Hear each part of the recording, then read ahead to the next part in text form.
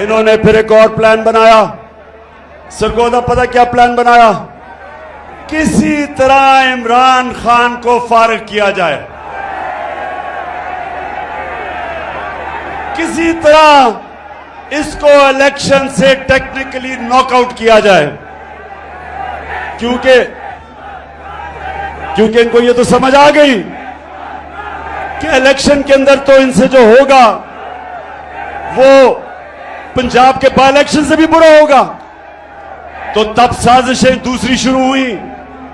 पहली साजिश थी हुकूमत कराने की, दूसरी साजिश शुरू हो गई कि इमरान खान को रास्ते से हटाया जाए। एक ये भी मंसूबा बना, बंद कमरों में फैसला हुआ, बंद कमरे में, कि इमरान खान को मुकम्मल तौर पे साइड पे कर दिया जाए।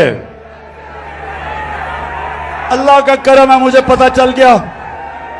मैंने एक टेप बनाई हुई है, महफूज जगह पे रखी हुई है।